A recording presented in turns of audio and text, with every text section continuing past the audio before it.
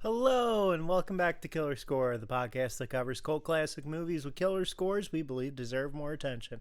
And this time, we are covering quite a good one that has got a huge legacy. One of the biggest legacies, I would argue, that we've ever covered on the show, and it's one I'm looking forward to sharing, especially because I'm doing this because the sequel to this has just recently come out. Coming out very coming soon. out literally tomorrow. Yes. By the time this is uploaded. By the time of this film. It'll be out. So, let's talk about the mockumentary. Because that is going to be a big part of what we're covering, because this episode is Spinal Tap, the 1984... I believe it's 84. Give me a sec. I have my notes, so. But I have to actually pull them up. Yes, this film, 1984. Very influential. People don't talk, and I think this was instrumental in really popularizing the mockumentary. Because, mockumentaries existed before this. There were, some TV things and stuff, British channels and stuff did a few mockumentary style things, and it had existed since shortly after film did, but I would argue this is what made it popular. And the mockumentary, I think, has become one of the most popular forms of comedy in the last 20 years, I would argue. In fact, actually, I was going to say not too long ago, but way back in one of the first 20 episodes, I believe, I had brought up Walk Hard, the Dewey Cox story as one of my entries. It's not a mockumentary, it's a parody of a rock. It's a parody of biopics. Parody of biopics, duh. Mockumentaries. Actually, come to think of it, I don't think we have done one. I don't believe we have either. No. I don't think so. Holy shit. So, for those unaware, a mockumentary is what it sounds like. It is a mocking documentary. It's not an actual documentary. It is comedy that is shot and filmed and presented like a documentary, but is fictitious. The example most of you are probably familiar with is one of the most popular television sitcoms of the last 20 years, The Office. The Office is a mockumentary, as is a lot of the other shows that the creator has made, such as, I believe The Paper is also one, and Parks and Recreation is also a mockumentary. A more recent one would be Abbott Elementary.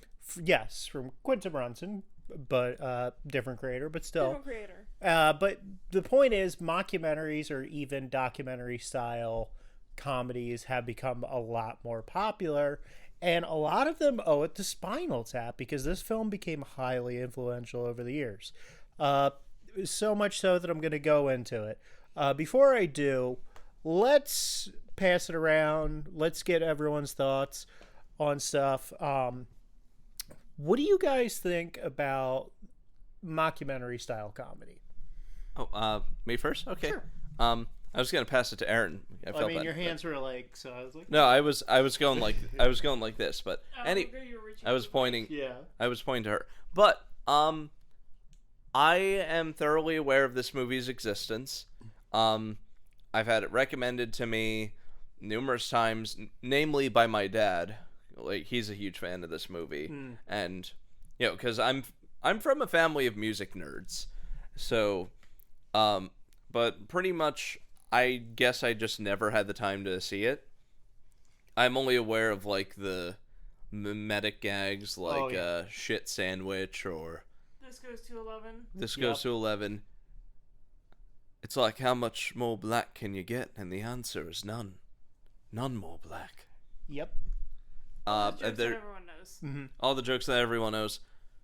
But yeah, never seen it, which is surprising because I love me some Rob Reiner. He directed one of my favorite movies of all time, The Princess Bride. Speaking of... So that was my favorite movie when I was a kid. The Princess Bride. Good taste. It was also made me realize that I like both men and women. Because Carrie Elwes and Robin Wright are both very attractive in that movie. Just saying. Gorgeous. But anyway, I've seen this movie. I saw it once a few years ago. Actually, it might have been more than a few years ago. Was it around lockdown that we watched this? I think it was, yeah. Okay, so it was 5 years ago. But I really enjoyed it. I hadn't watched it since. Like, as we said, everyone knows the jokes like These Goes to 11. This was also like, this is also going to be the second time I realized we've covered Rob Reiner on here. Oh, yeah, what was the other one? What was the other? Stand By Me. Oh, you're right. Yeah. But that was way Very early. back. That was, like, within our first 10 episodes. I think that was, like, episode 5. I think it might have been, like, it was one of the earliest things I brought to the table. I remember that because, Richie, you got COVID and we had to go on hiatus. Yeah. And then we came back with Stand By Me. Yeah. Yeah. 2020 and 2021 were hell of a years. Yeah, they were. Hell of a year? Hell of a years? English is hard. Hell of a couple years. Yeah. That works. But I remember... we did our best. Now, I do remember really enjoying this movie. I have seen bits of some mockumentary-style comedy. I've seen, like, maybe 2 episodes of The Office. I've seen the first... Did we watch the entire first season of Parks and Rec? I don't know if I've shown you the entire first season. I've seen all of Parks and Rec. I've seen some episodes here and there, and I think the first half of the first season. And I've seen the first season of Abbott. And I do like this style of mockumentary, but I feel like it can be hit or miss. Yeah. Yeah. It all depends on the hands of the director. Mm-hmm. Because a good mockumentary, like, it like any film, engages you. Yeah. And keeps you wanting more. Mm-hmm. I'm gonna be real, I'm not a fan of The Office. Yeah, I mean... I feel like I watched, like, maybe 2 episodes because it was in the background. It was on a TV show in a cheesesteak shop. It was on, like, a TV in a cheesesteak shop.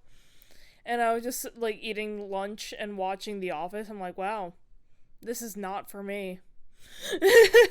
Yeah.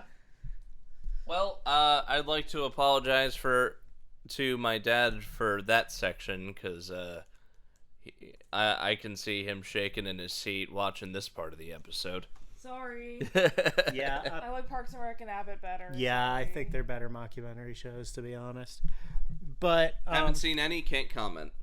Anyway, so yeah, this film has an interesting evolution. This was actually Rob Reiner's directorial debut. It was officially when he basically transitioned from becoming an actor to a director.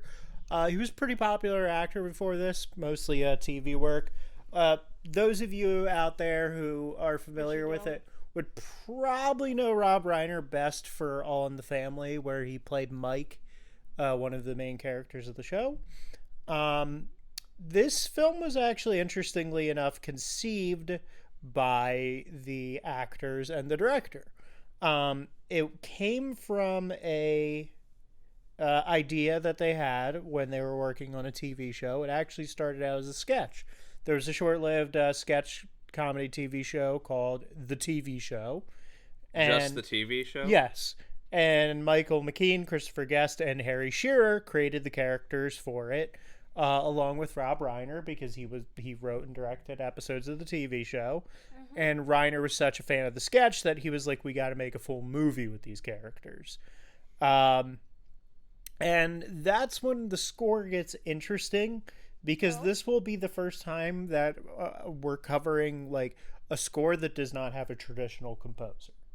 Interesting. Huh. Because the score work was done entirely by the principal trio that play Spinal Tap, along with Rob Reiner. Oh, so that's fun. They're like contributing the in and out of universe. Oh yeah, music. they learned how to play their instruments, and they all play their instruments in this movie. And that's badass. And in fact, they requested reshoots of certain scenes where they're like, no, it wasn't shot right. Because normally that wasn't a good take. Yeah. Because normally with fictional bands, you get session musicians. Yeah. You know. They did have some of that for this. They used like actual session musicians for the rotating roster of Spinal Tap drummers, which you'll get into. You'll see why I say that in the movie. It was actually a big. The biggest influences on this, though, were actually real documentaries, specifically The Last Waltz and The Song Remains the Same. Wow. But a heavy inspiration was taken from another mock music documentary that predates this movie, All You Need Is Cash, which was a mockumentary by the parody band The Ruddles, which is like a Beatles parody. Huh. But part of why this film works so great as a documentary is it's basically unscripted. They had guidelines in the script for the scenes, but they basically let the actors vamp. I like that. So it's like a Marx Brothers thing where they're like, he does something funny. Yeah. And the film, while they shot a lot of this movie, most of the takes in this film are the first takes for the sake of naturalism. That actually sounds really cool. Yeah, it was really the opposite of Kubrick. Yeah. The principal three actors love these characters. They constantly revisit them for sketches, appearances on TV. They play their music. They've actually toured as Spinal Tap and done Spinal Tap concerts. That's great. And whenever they're doing Spinal Tap, they never break kayfabe. For those of you who are unaware, kayfabe is basically a wrestling term that basically is like not breaking character. Yeah. Treating it all as real, you know? So like, and that actually extends so far that when this came out on DVD, they did DVD commentary as their characters. I love that. And they actually slandered director Marty DiBergi, because Rob Reiner is in this movie as the director Marty DiBergi. And this film became highly influential after it came out, like I said. Like, it didn't do well. It didn't do crazy good at the box office. It did all right. But once it came out on home video, it was constantly getting rentals. It sold a lot of copies. And outside of that, it caused people to make mockumentaries, and it became like a bit of a cultural touchstone. The phrase "up to 11" literally comes from this movie, and that is probably its most enduring legacy. Is one of the most well-known lexicon phrases of like going above and beyond. Up to 11. That's from this. I have a funny story regarding the Spinal Tap's live performances. Yeah. So, there's a funny story from Noel Gallagher of Oasis fame, where his brother Liam was convinced that Spinal Tap was a real band. So they went to Glasgow, saying, "Oh yeah, we're gonna go see Spinal Tap in Glasgow." They made a trip, and Noel, I'm pretty sure Noel did it to prove a point of like, you're a fucking idiot. The Gallaghers spiting each other? And it was really funny because the entire way there he's hyping up his brother. Be like, "Oh yeah, we're gonna see Spinal Tap, they're gonna do this, they're gonna do this, they're gonna play this song live. Maybe the drummer will..." We'll get into that later. But they get to Glasgow, and it's just Glasgow. Yeah. So what's really funny about this movie is just how much it impacted the culture. Musicians and the music industry just adore this film. Like, one of my favorite examples is every single place Spinal Tap plays in this movie, it's not real. Mm-hmm. It's fake. However, after this movie came out a few years later, in Milwaukee, they actually opened up a place called Shank Hall, like in the movie, and they put a miniature Stonehenge in reference to the film. Really? Yeah, and there's an actual shrine to Spinal Tap in the club section. As I stated, a lot of musicians are massive fans. Perhaps the biggest example, I'm going to tie it back to what you guys mentioned earlier, Princess Bride. That score was done by Mark Knopfler of Dire Straits. Oh. Oh yeah, you're right. And one of his conditions for doing it is he's like, Rob, I love Spinal Tap. You have to include a Spinal Tap reference in the movie if I'm going to do it. And there is a Spinal Tap reference in The Princess Bride. I didn't know that. So, you know the grandson's bedroom? Yeah. In the corner. There's there's a poster or something? no, there's a hat hanging up in his bedroom. Mm-hmm. It's in a lot of shots. It's pretty proud. I think it's literally hanging on his headboard. Oh yeah. Or on a coat hanger. The hat is literally the hat that Rob Reiner's character wears throughout the course of this film. It's the exact same hat. I love that. The film was shot pretty quickly. Filming took place over the course of 5 weeks, using 16mm cameras all across Los Angeles. Mm-hmm. The funding was secured almost entirely through Rob's old pal Norman Lear, who is the creator of All in the Family. Norman Lear was just a maverick of the creative industry. Made a lot of progressive TV shows. Because as much as conservatives love All in the Family, it's actually a progressive TV show that's mocking its central character. Yeah. And showing how out of touch he is. Archie Bunker. You're not supposed to root for Archie Bunker. Very much an anti-hero at the very best. Yes. Yeah. The rest of the funding was partial from Marble Arch Productions, and because of the weird way this movie's funding and budget went about, the rights have been all over the place over the years. So much of this film is actually improvised. Rob Reiner wanted to credit the entire cast as writers, everyone who appeared in this movie, but the writers guild was just no, you can't do that. Can't have 28 writers. It was shot like a documentary, in a cinema verite style by a veteran documentary filmmaker named Peter Snokler. I looked it up. He had, before this, shot a few TV educational documentaries on drug abuse, that kind of stuff. Special episodes. Yeah. Smokler, however, didn't get the humor, but he had a great eye for shooting, and they filmed over 100 hours of footage that 3 editors had to comb through. I'm guessing the verisimilitude aids the whole joke. Yeah. And while the composers are mainly known for their acting, they would reprise their roles over the years, and they did make all the Spinal Tap songs at Rob Reiner. The upcoming Spinal Tap film has them all returning to their roles, and some of you are probably familiar with Harry Shearer, who would go on to be a major voice actor. Specifically, he voices a bunch of the characters on The Simpsons. Mr. Burns, I believe... Skinner, I think. Oh, yeah. I think he's also Smithers. Yeah, he voices a lot of characters. I think he's even Otto. Holy shit, he is. Yeah. I thought it was Hank Azaria at first, but no, that's Harry Shearer. Yeah. I think he's also Ned Flanders. I believe so. But the funny thing is, they actually all came back for The Simpsons, and there's an early episode of The Simpsons with Spinal Tap. You know who else he is? He's Reverend Lovejoy. Yeah.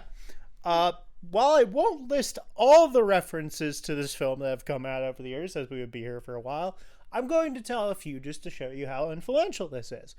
Metallica's The Black Album was made entirely in reference to the fictitious album from this film, Smell the Glove, which is made with an entirely black album cover due to controversies and pushbacks over the other album covers from the label. James Rolfe of Cinemassacre is a huge fan of this film and references it a lot in his videos. The Lazarus Experiment episode of Doctor Who has the Doctor make an up to 11 reference. And the BBC themselves love this film. They actually make it so that the BBC iPlayer's volume setting maxes out at 11. Oh, that's great. I love... Oh, you're right, it does. That's how I used to watch Doctor Who back in the day. Yeah, and IMDb has this as the only film where you could make the rating go to 11. Oh, actually? Yes. Yeah. That's sick. And after this film came out, Marshall and other amp companies actually did start to make amps with 11 on the setting. I love that. It didn't exist before this movie, but it did afterwards. And that's just to give you a bit of cultural context. And like I said, a lot of musicians were huge fans of this film, or they outright didn't get it. Famously, for a few years, Ozzy never realized it was a comedy due to how accurate it got to band experiences. I forgot to write down who, but some musicians actually cite this. A few musicians over the years have cited the scene where Spinal Tap get lost trying to find the actual stage at the back of the concert venue. And there's been a few famous rock musicians who have been like, yeah, that absolutely happened to me. That's funny. Notable musicians who have praised or referenced the film include Danzig, Metallica, Mark Knopfler, Jimmy Page, Dee Snider, The Edge, and Kurt Cobain, to name a few. Okay. The Edge specifically said he started thinking of Spinal Tap in one of their concerts because something was going wrong. He's like, oh my god, this is so Spinal Tap. Because like somebody literally got stuck in a prop, like in this movie, in one scene. Yeah, like I said, there was a bad lawsuit involving this film. The cast kind of had to sue for the rights to the music and the merch. Over the years, the shuffling of rights and studio crap led them to being screwed out of a ton of money.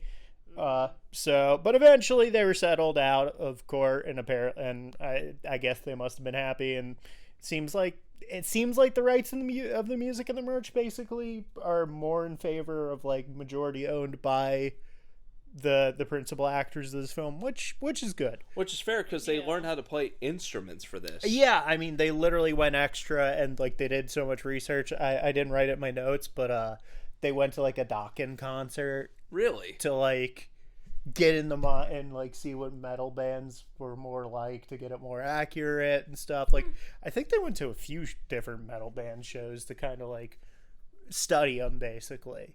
It's badass. It's also interesting because it's one of the few despite the band in this film being British, all the actors are American.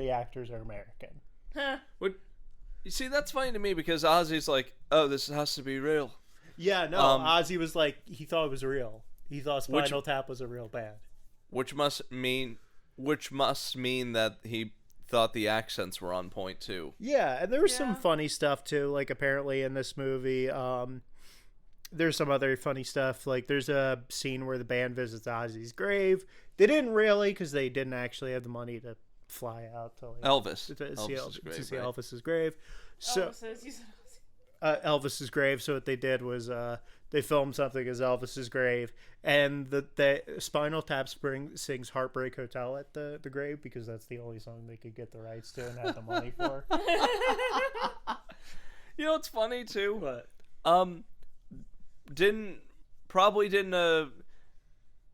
Probably wasn't intentional because Rattle and Hum is so pretentious, but there's actually a moment where U2 goes to Graceland. They were probably referencing that because U2 are a huge fan. Like I said, The Edge references this movie and loves this film. Sometimes it's hard to tell what's parody and sincerity with them. Yeah, you know what I mean? It can be. Yeah. It really can be. Bono is strange. So I've seen this film a few times. I adore it. Richie, you've only seen clips, and you've watched this before. Yep. So, do we have anything else we want to talk about before we get into it? Any thoughts? Only that I'm really excited for this one, and it seems like it's right up my alley because I'm a classic rock guy. All right, who do we want to have read the back of the box? Oh, yeah, okay, makes sense. Seen this movie. Yeah. This one goes to 11 on Blu-ray. Do you want to read more? There's more, but the tag is like... The stickers. Just take the plastic off. Yeah, let's... Just take the plastic off. Oh, yeah. This is real-life unboxing, people. Yeah. Okay. I got it.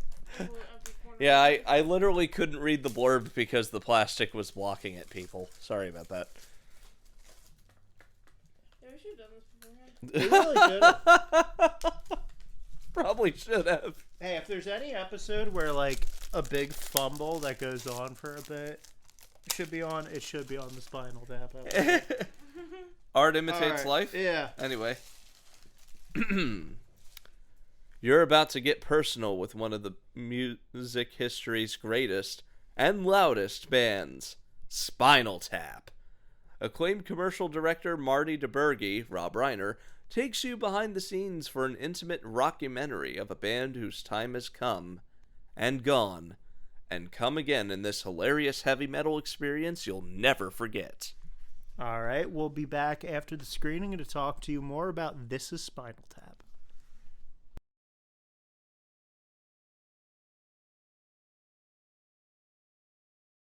And we're back after watching, well, for me, rewatching for probably the third or fourth time, Spinal Tap, and doing some chores around the house, but we're back.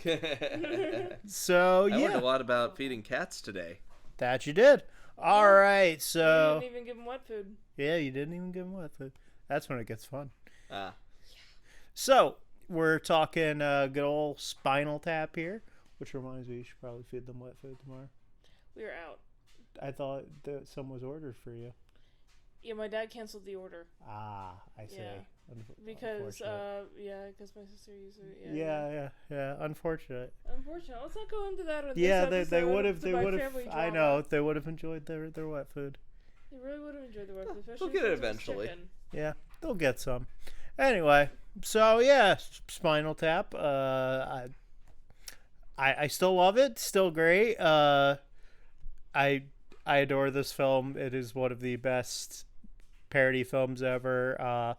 Like mockumentaries. I didn't bring this up during the screening, but Christopher Guest, one of the actors of the film, loved doing this movie so much that he went on to make several mockumentaries himself. Oh. Yeah? Yeah, you might have heard of a few of them. He really liked doing these. So he went on to do a few other ones, such as A Mighty Wind, which is a parody. Is that a fart joke?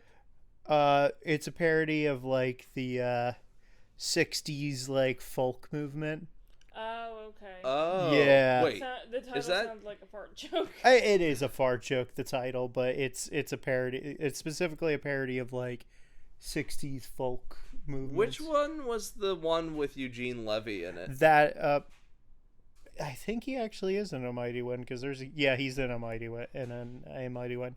Yeah, he went on to do A Mighty Wind, Best in Show, Waiting for Guffman, and For Your Consideration, all of which are mockumentaries. Yep. And as I said, a lot of like comedians and like musicians have cited how much they love this movie. The whole prop thing I mentioned, Boy George got trapped at a prop on a stage. Oh, that's who it was? Yeah, Boy George did, and when U2 had a stage malfunction, all like the Edge could think of is like, oh god, this is Spinal Tap. We're doing Spinal Tap right now, dear God. Do you really want to hurt him, stage manager? So yeah, I still adore it. Let's get the post-screening thoughts out, though, before I ramble some more. We'll pass it over to the other person who's seen it, and then we'll pass it to the person who hasn't seen it. So this was very fun. Sorry, I'm tired. I'm trying to get words together. I had a lot of fun with this. Don't worry about it. Don't worry about it. Cats. Yep. Anyway, it was my second time watching this, so a lot of the jokes I already knew. I still laughed at Lick My Love Pump. It's such a good bit. After hearing this very sad, like, melancholic piano solo, and then it's called Lick My Love Pump. Yeah. Which is just hilarious. It's kind of like, honestly, that just reminded me of there's a track on the 1975's If I Like When You Sleep, For You're So Beautiful, You're So Unaware of It, which is and the song is a very beautiful, like, ethereal instrumental piece. It's called Please Be Naked.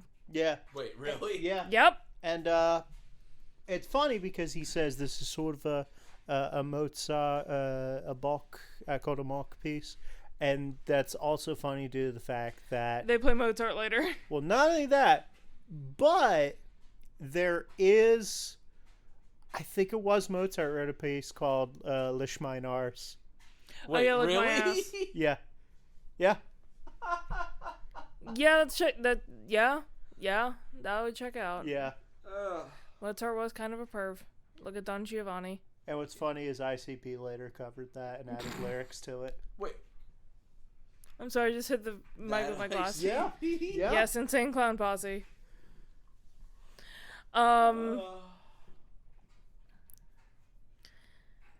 Just so many great jokes. There's so many great jokes in this. Fran Drescher is great in this. Boston's not a big college town. One of my favorite jokes of the entire movie. Fucking Harvard is there. MIT is there. MIT is there. Literally, Boston is like the college Boston town. College. There's like, there are literally over 20 colleges in Boston.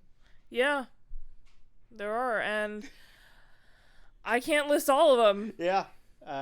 I think Yale is in Virginia. It might be, it might not be. I don't know. Still, like, there's so many freaking colleges in Boston. Like, several Ivy League colleges are in Boston. Yeah. Well, we know Princeton's in New Jersey. You ever notice how they're all New England, basically? Yeah. Princeton's in New Jersey. Brown is in Rhode Island. Isn't Yale in Virginia?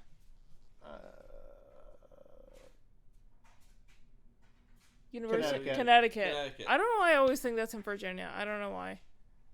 But yeah, like a few Ivy League schools are in Boston. Listen, I'm a college dropout. Do not ask me these questions.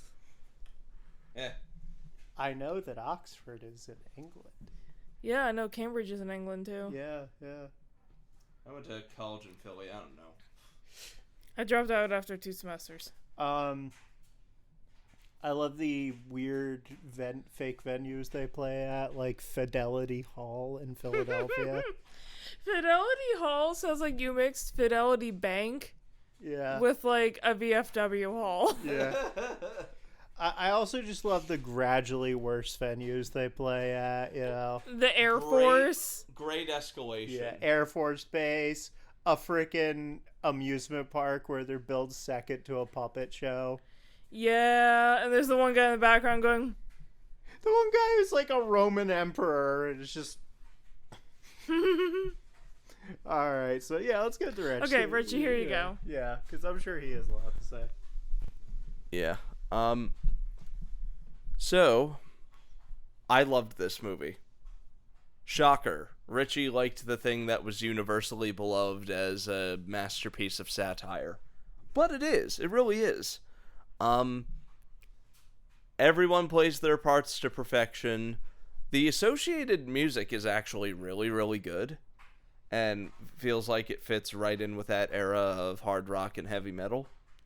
And, but what I like most about it is that while it's in on the joke, it's very much committed to the documentary style. Oh yeah, and like the actors are very committed to their characters. Like so are the cinematographers. Yeah, like they wrote like extensive backstories for their characters to like get in the headspace.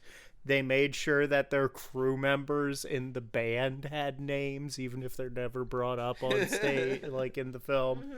Mm-hmm. And like it's a masterclass in improv. Like, oh, absolutely. McKean and Guest, when they're like talking to Reiner's character in the diner, and he's like, "Oh, what was the first song you wrote together?" They improvised that. And you could tell, yeah, like you could tell, but it's also very naturalistic. Because it feels like them being like, "Oh yeah, we wrote that years ago. How did it go? How did it go?" You know. Yeah. Very naturalistic. Yeah. And you had mentioned in the intro that the cinematographer he didn't get it, which in a way actually enhances the feel because he thought he was making an actual documentary. He shoots it. Well, he knew it wasn't a real documentary. You know. I get, like yeah, he just didn't get the joke. but not getting the joke meant he could film it in the style of a real documentary. Yeah. So you get a lot of good tracking shots. You get a good shaky cam that gives you a real intimate feeling, quote unquote. Yeah. One thing I love too is like this is a small thing. There's sometimes when Harry Shearer is talking where you could hear his voice slip and it sounds a bit like what would become his Simpsons characters in some scenes. Their bassist. Oh yeah, I'm trying to think of which like ones. I remember one time he was talking. I'm like, he sounds kind of like he kind of sounds like Skinner right now. Oh yeah, yeah. The accent kind of slips, and there's some bits where he sounds like Principal Skinner, you know, or hell, even a hint of Smithers. Yeah, like when he gets especially quiet. Yeah, one of my favorite. So many good jokes. I like how Smalls is like Derek. He's like the only one in the band who's like has their head on straight, basically. Mm-hmm. Although that's very relative because he's still a little weird, but like he doesn't have like the issues that David and Nigel have, you know. Yeah. Whereas Nigel's just kind of a loose cannon. Yeah, Nigel is just he's loopy. Dave is full of himself, you know. And doesn't understand that his girlfriend is not a good fit for the group, and like she's as a manager, she's adding conflict that is not like that when they're already having a rough tour, you know. See, I feel like if you're in a band and okay. I was in several bands in high school and college. My rule of the time was never date anyone you're in a band with. Yeah. I haven't been in a band since I've been in a long-term relationship, so can't really say much about that, but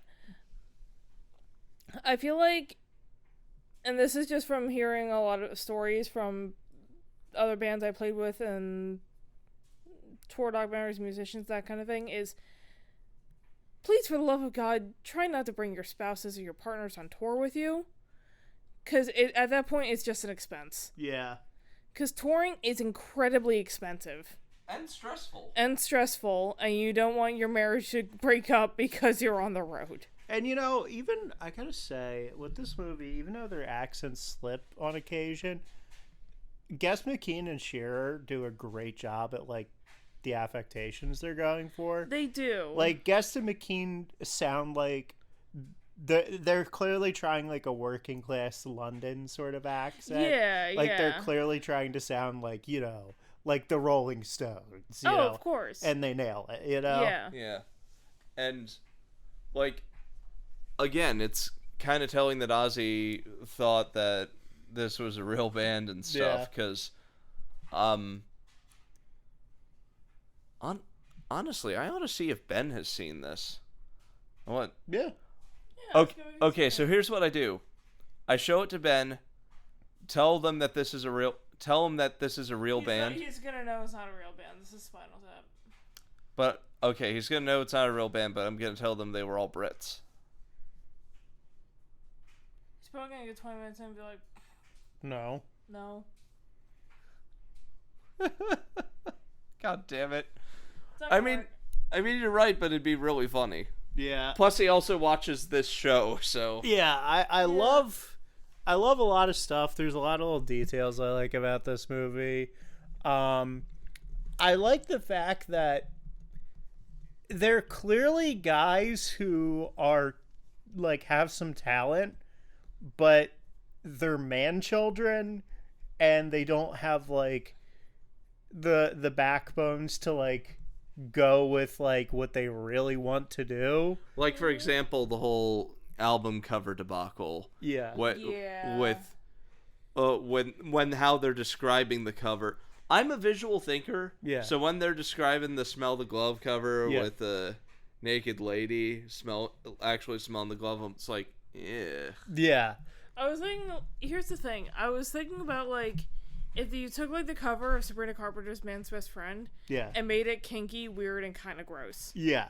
Well, yeah, and the funny thing is, like, because they're clearly very talented guys, Yeah. but they're just lazy, Yeah. full of themselves, and man-children who don't really stick with things. And they're very Yeah. much a one-trick pony. Well, I would argue that the opposite. The problem with Spinal Tap is they don't have their own identity. They Like, don't have. because we literally see in the movie they're trend chasers. Yeah, Yeah, they went don't from have their own sound. They did Skiffle. Skiffle, Psychedelica, you know. Bubblegum Pop. Yeah, they at one point they're clearly trying to sound like Jefferson Airplane. At another point, Yeah. they're clearly trying to sound like, you know, like a bunch of the Skiffle groups of the time. like early Beatles Yeah. or Mungo Jerry. Yeah, they have no actual like identity of their own. And this is Yeah. this came out at the time this is set is literally right as like the British heavy metal invasion was starting to go on. Yeah, stuff like Deep Yeah. Purple and Iron Maiden, yeah. Yeah. Early Sabbath, I think. Yeah, like this is 82 they said in the Oh, movie. duh. So Yeah, like yeah. yeah. So like Iron Maiden, a lot of the early like British metal groups and stuff like that, they're clearly just chasing another trend, you know? Yeah. But I'll say it again, those songs catchy as hell. Yeah, Like, no, they clearly did their research. Stonehenge, Yeah. Sex Farm. Yeah. God damn it. They and you know, everyone clearly had a good time working on this movie. In fact, Guest was so impressed with Fred Willard as the Air Force guy because like Yeah. and that brief scene he's in, he's hilarious. Oh, yeah. You know. And speaking of brief scenes of hilarity, there are two mime waiters. Oh yeah, One of played by which- Billy Crystal and Dana Carvey. Yeah, and I guess it was Billy Crystal by his affectations. I'm like, and it's because Oh he yeah, also mime was, is money. Yeah. mime is money. Yeah. And I'm like, it's Billy Crystal because Yeah. he was also in Princess Bride, and lo and behold, Yeah. Billy Crystal. The prop designer was Angelica Houston, the one who made Yeah. the screwed up Stonehenge.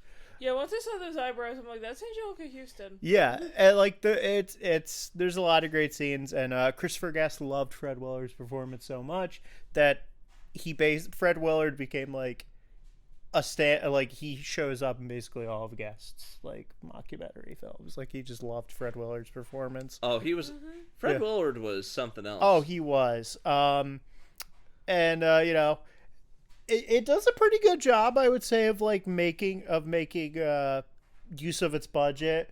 You know, you get the impression that the group is moving around the country, even though they shot this completely in Los Angeles. Yeah. I mean, Fooled me. yeah, there's you know, you're gonna know which they were smart with how they did it because they end it in California, and they show them playing at Themeland Amusement Park, which is just Six Flags Magic Mountain. Which good thing they saved that for actually being in California because California residents would have just gone, that's just Magic Mountain.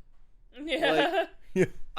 I like that that's the closest they come to breaking the fourth wall, though. Yeah. Because it's like, otherwise it's very much committed to, you know, acting like Yeah. this is legit. And you like know? we said, every single venue in this film was fictional at the time.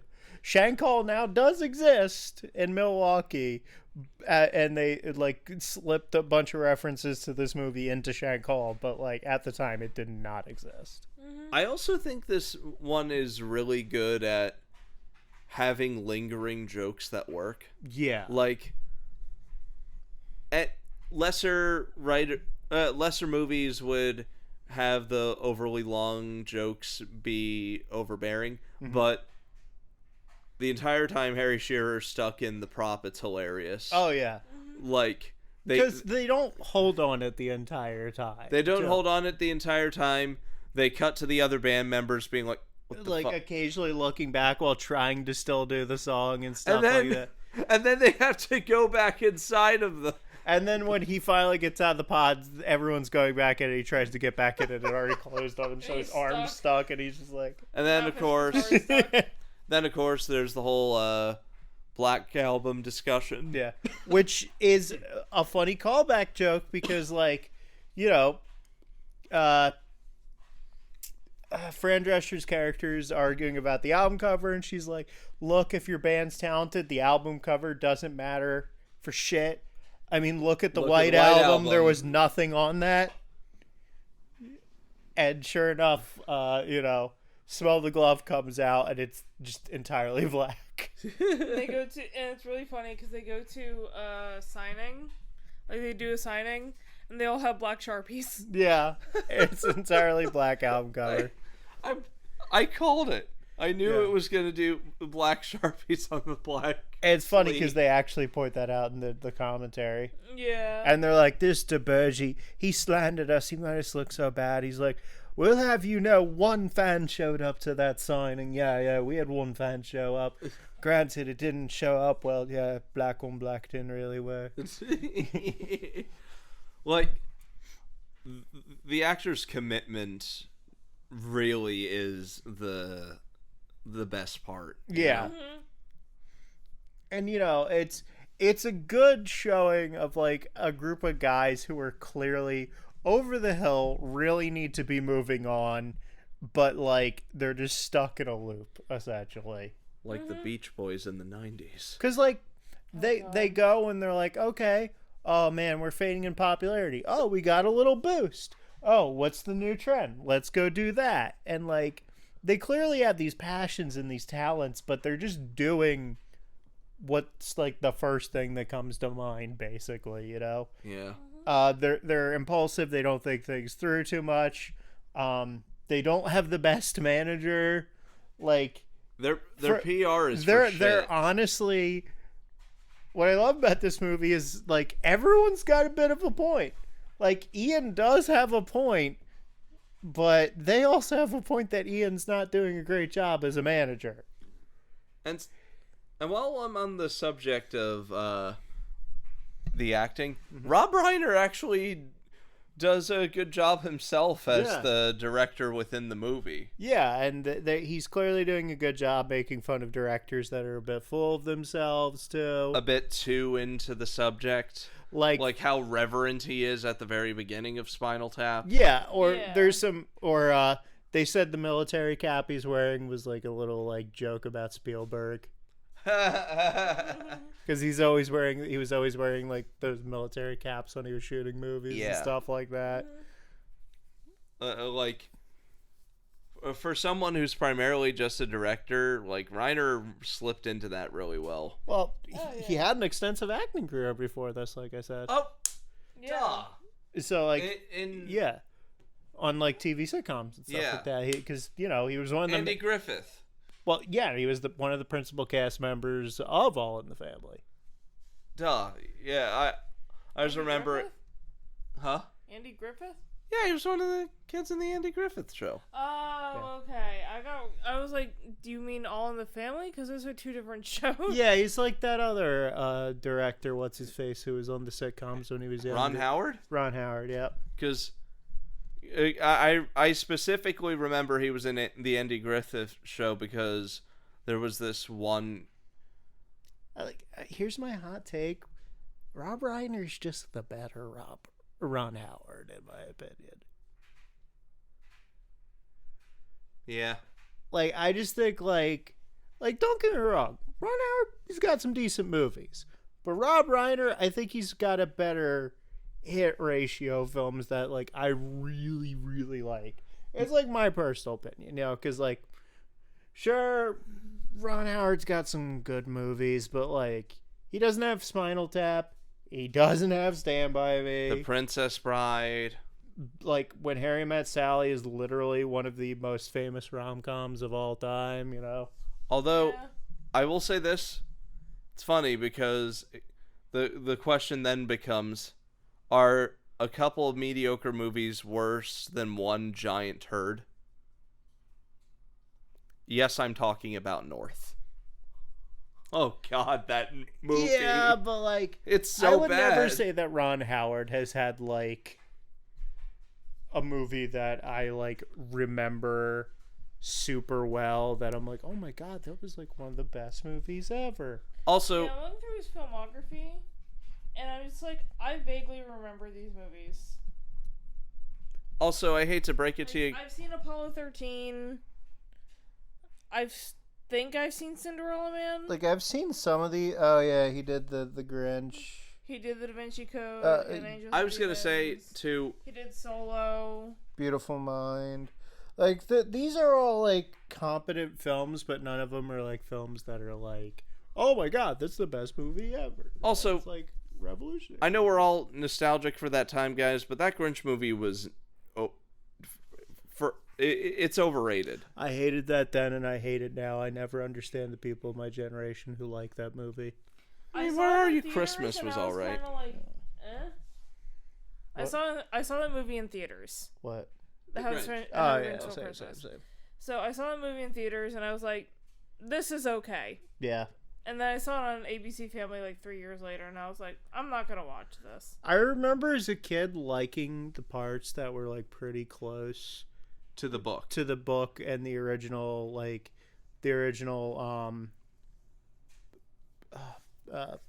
Ravencroft anime like stuff. Boris Karloff. Boris Karloff and Thurl Ravencroft.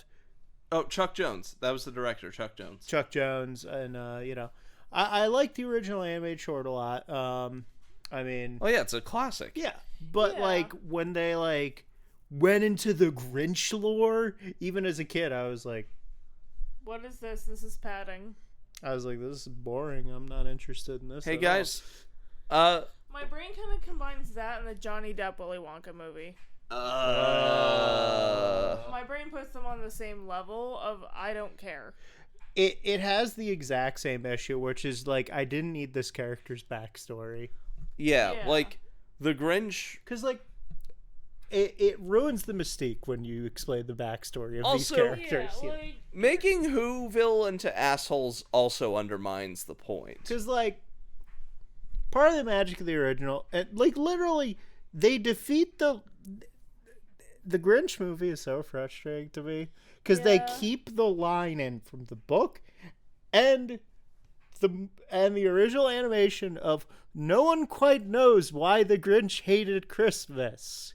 And then they give him a backstory. Yeah, and somebody explains that backstory in the movie. So apparently, they did know why the Grinch hated Christmas. Why did you keep this line in?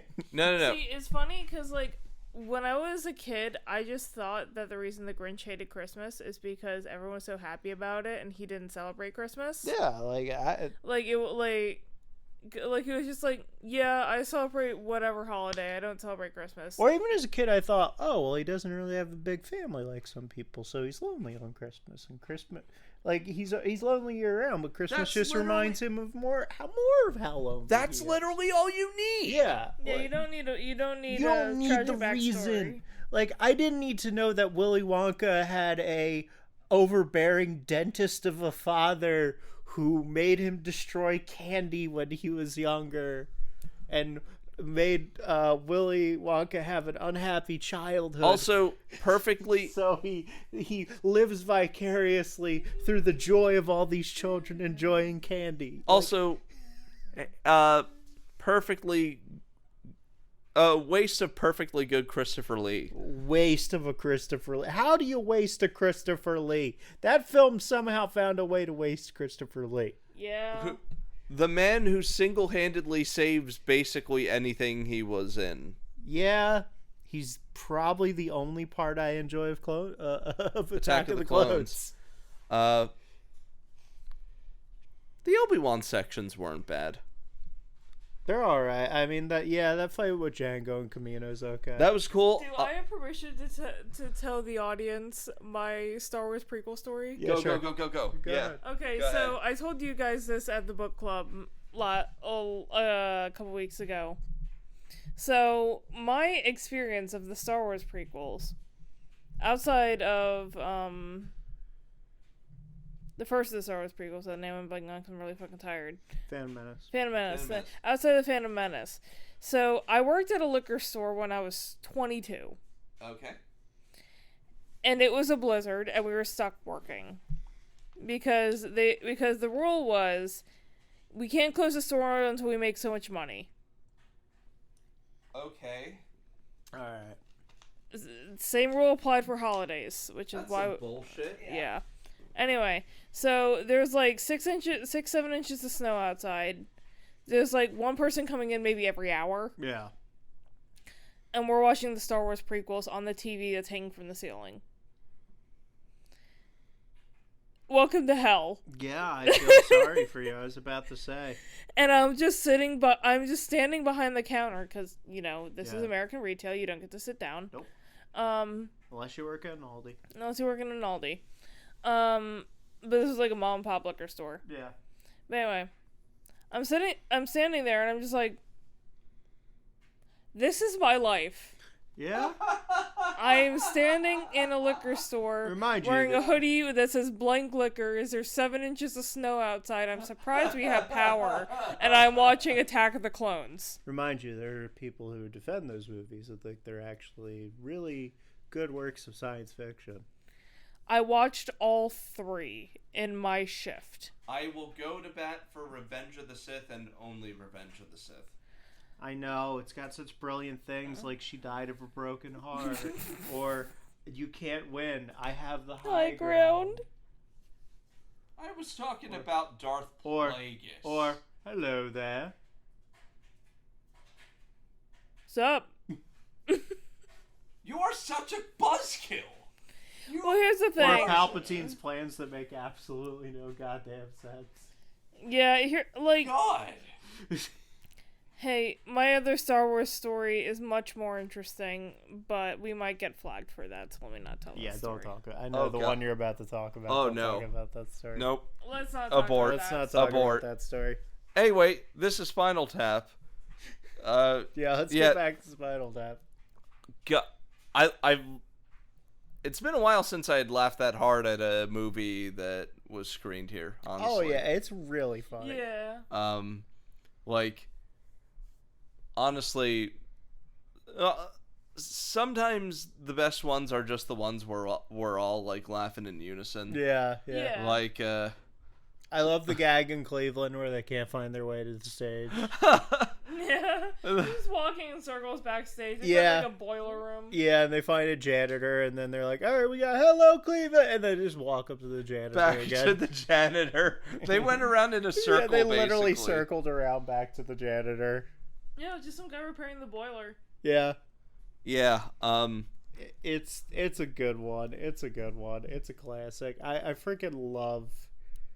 There's just so much I love about this movie. Like, you know, the principal four like composers did a great job of like making a heavy metal album, and like this film was influential in heavy metal music itself. People don't realize this movie came out a year before the first ever best-selling album to have the descriptor of metal hit like #1 on the charts.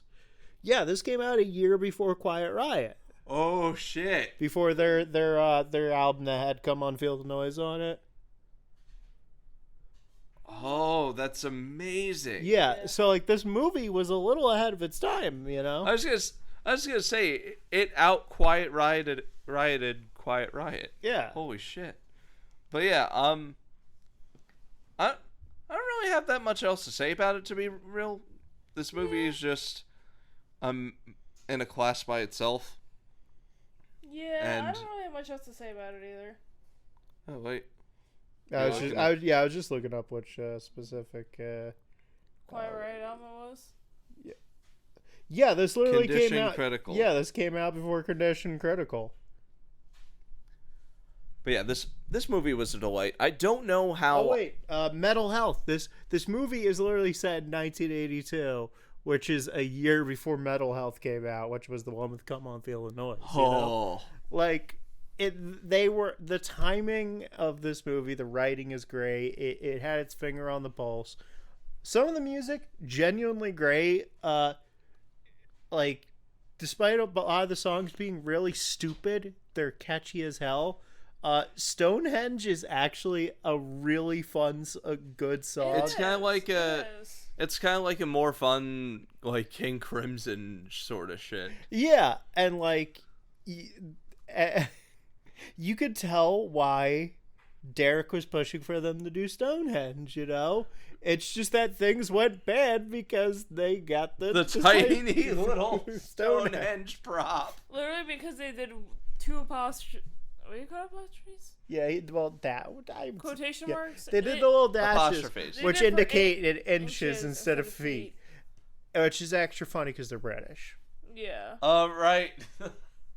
Metric system. Yeah, and what's even funnier, too, is for those of you who are architecture geeks or, like, history geeks, even if it was 18, they still would have had the measurements wrong.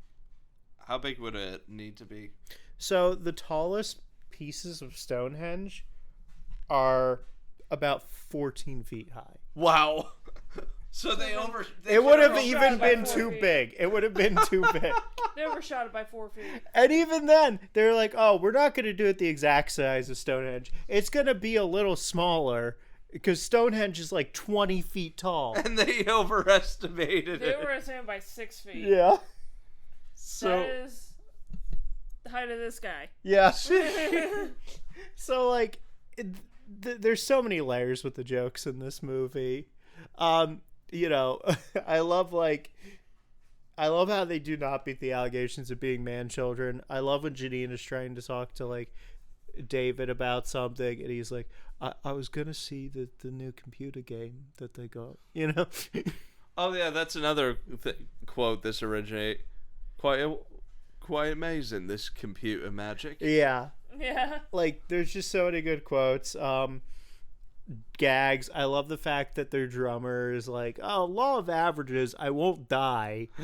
He says while he's in a bathtub with a plugged-in toaster on the edge of the tub. Like the drummers drop like red shirts, basically. Yeah. One of my favorite jokes, and probably the thing I reference this movie the most, is horrific gardening accident. I like literally in real life, if someone mentions someone dying and someone goes, what, they died? How did they die? I will almost always chime in with horrific gardening accident. You're a jackass. Which is funny because that could imply chainsaw. Yeah. Chainsaw, mower, weed whacker, hedge trimmer, combine harvester. They got tripped on some hedge trimmers. Like, it could be honest. But it just cracks me up. Yeah. There's so many great gags. If the new movie is even half as good, it'll be a fun watch. I wonder if they'll do like a Spinal Tap tour for movie cross promotion. That would be fun. That would be fun. I mean, they're all old as shit, but you know. Yeah. Well, I wouldn't want to think about. I wouldn't be surprised if Gas McKean and Cher don't do it, just because they're really old at this point. Like I said, they're old as shit. Because like they were like, even in this movie with their characters, they're in their 40s. They say they're like, you guys are pushing 40, you know, and like, you know, the Simpsons actors are all old as shit. So I know Harry Shearer is old as shit. I think he's in his 70s, or if not his 80s. So like, you know what? Let me to Google real quick because I gotta know just how deep this runs. Anyway, Harry. He's 81. Holy shit! Why are they still letting the Simpsons go? They've literally had several big actors on the show die, and they're like, let's keep going. I don't know. I mean, Millhouse's voice actress died a few years ago. Oh. Yeah. Well, I completely missed that. Yeah. I mean, yeah. Granted, they also had to replace Sherry and Terry because, the twins. Russie Taylor, that was Minnie Mouse. Patty or Selma, one of their voice actors, died a few years ago. Krabappel died? Yeah. Not in the English cast, but the Spanish voice actress for Marge died. Yeah. Well, this was years ago, and it wasn't like because of age, but the tragic passing of Phil Hartman. Oh, that was sad. Yeah, if you ever want to make yourself upset, just go look up how Phil Hartman died, and you'll be like, what the hell? Like, it's Yeah. sad. It's depressing. It's fucked up. It's fucked up. But yeah, no. This was a delight. Yeah, this is movie. Spinal Tap. Great This film. is Spinal Tap. Glad to show it to the uninitiated. Glad to rewatch it. Glad to revisit it. If you like metal music, you owe it to yourself to watch this movie, because like, this is your favorite metal band probably loves this movie. I mean, we named about 5 of them already. Yeah. So yeah, that's Kurt Cobain was a big fan too. Yeah, like a lot of people love this movie. Oh yeah. So yeah, that was it. On to the next one. And the tables have turned for me. Secret of Nim would have been the one that I did had I not realized that this year is one that we need to pay tribute to an unsung hero of independent and superhero movies. Because 2025 marks the 35th anniversary of the first big screen adaptation of the one and only Heroes in the Half Shell. Oh, God. Yes, that's right. Yeah. Now, in a couple weeks, you may join us here at Killer Score as we find out what happens when you put 2 versions of the same IP in a blender and see what comes out. The results? Pretty surprising. And very successful. Is this one Vanilla Ice, or was that one of the sequels? That was the second one. Okay. And we don't talk about the sequels. What we will talk about is the first Teenage Mutant Ninja Turtles from 1990. Yep. Yep. Till next time, cowabunga. Later. See ya.